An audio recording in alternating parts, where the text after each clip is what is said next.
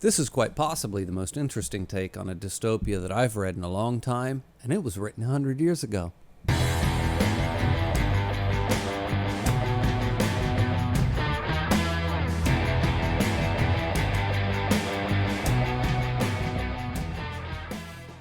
Alright, so spoiler warning for this one.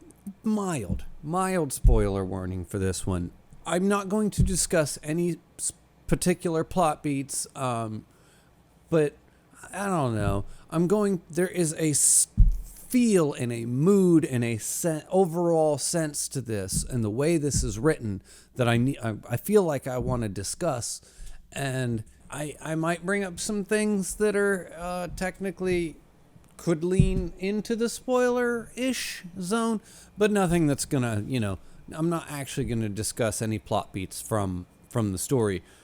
It's more some of the overarching ideas. There we go. That I'm going to discuss. Anyway, mild spoiler warning, but you should be safe. So, how would you describe this book? Brave New World. Well, it's a dystopia disguised as a utopia mixed with a little bit of Tarzan. And that's about that. I'm about being dead serious. But ignoring the Tarzan bit for a little while, it's really, at its core, a dystopia disguised as a utopia.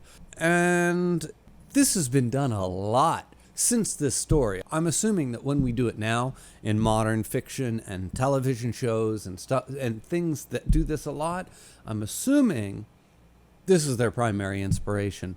I have consumed a lot of this over the years, and I'm assuming that this is where they got the idea from. And if that is true, then the imitations pale, absolutely pale in comparison to the original. I can't believe it took me this long to get around to reading Brave New World, but now that I have read it, I can see everything that it has created. Because everything that has attempted to do this story since this story, they always it's a dystopia, but it's a utopia. So we're going to make this society happy.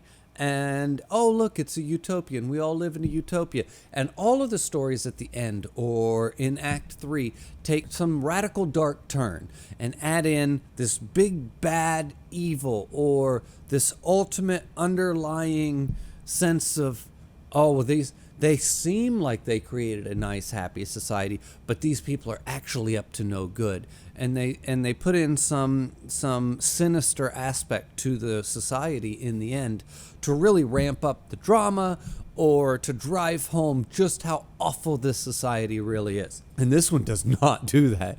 This one doesn't. It's, I was waiting for, as I was reading, I was like, oh, okay, I've read this story before, and that the stories that you read came after this one. But at the same time, I've read this story before. And then that twist never came. And I was like, oh, so this isn't dark, depressing, and sad? Hold on, because it is. But you have to think and work harder for it. Thank you, Huxley. Okay, and what I mean by that is he doesn't present the utopia, dystopia, utopia as inherently evil or scary. What makes this particular government scary is what it implies about human nature in general. This is a story about a society that nobody can reproduce because everybody is genetically engineered and born in a lab and engineered to do a specific job. Then as they're raised, they are brainwashed and conditioned to believe that this is the best place for them, and they are conditioned to be completely content in the role that they have been engineered for.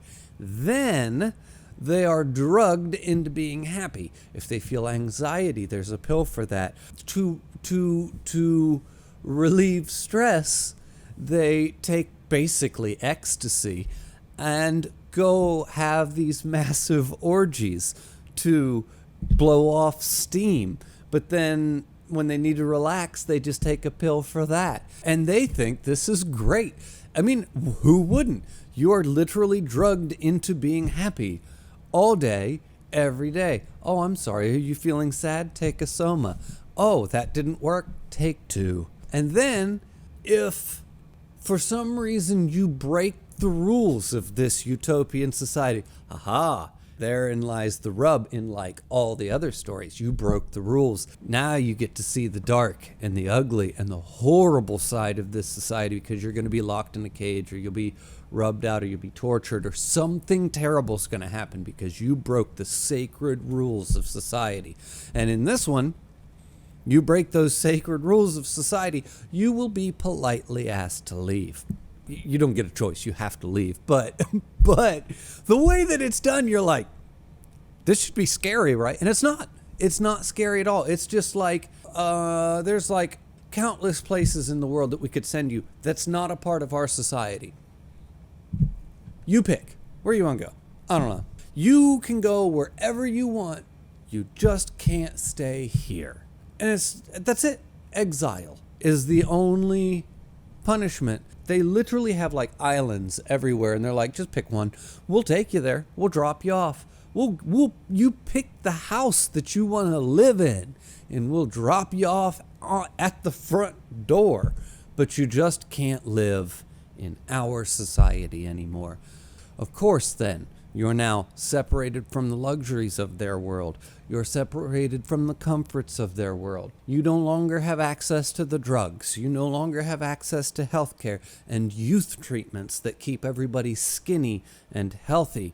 And they'll be like 80 years old and looking like they're 30. Fucking like they've never fucked before. And that's it. That's the end of your punishment. You just don't have access to our stuff anymore. But to the point where this happens to somebody in the story. Actually, they're not exiled per se. They just kind of missed their transport back or something. They're still technically a citizen, but they got lost out in the wild. And they can't live. They can't function. They can't enjoy their life because the idea of getting back to this society and getting back to the soma and the drugs and the rituals and the orgies, that it's all consuming, and it literally ruins them outside of the society, because even though they find a culture and a community to live in and to be a part of, that isn't good enough, and it's more primitive than, the utopian society over here, and they can't accept it.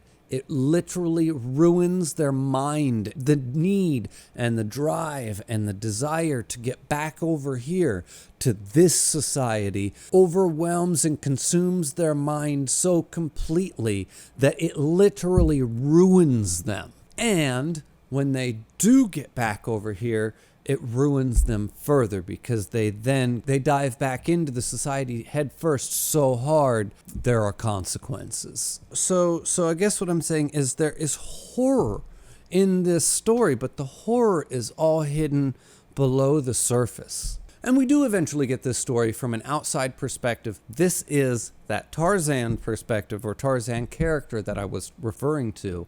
And even he, when he comes in, is like, oh, this is great. And not like, oh no, they pulled the wool over his eyes and hid the fact that this is actually secretly a terrible, awful place. No, he walks in and is like, oh, this is actually legitimately great.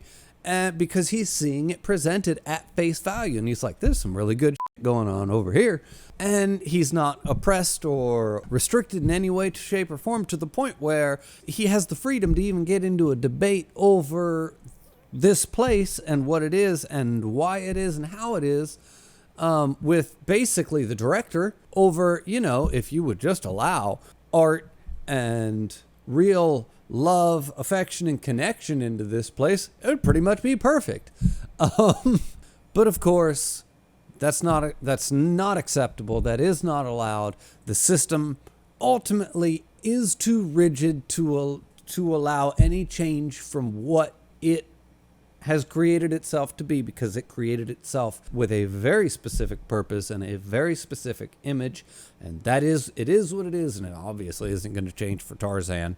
And the book ultimately does have a sad ending, but it's sad because there are consequences of a world like this, and the consequences are the effects on people and different types of people, and the way people can or cannot handle this particular society, or how it ultimately affects people. And it's not because some big bad guy came in and did an evil, which is what these stories normally devolve into. This is much more subtle, and it has more to say about society in general and about human nature in general than many other interpretations of this exact same story entail. It's very subtle, and it's very smart. As far as rating's concerned, I would easily give this one a 9. Oh, I forgot to set my book up. I just noticed that. Anyway, thank you guys for watching, and I'll see you next time.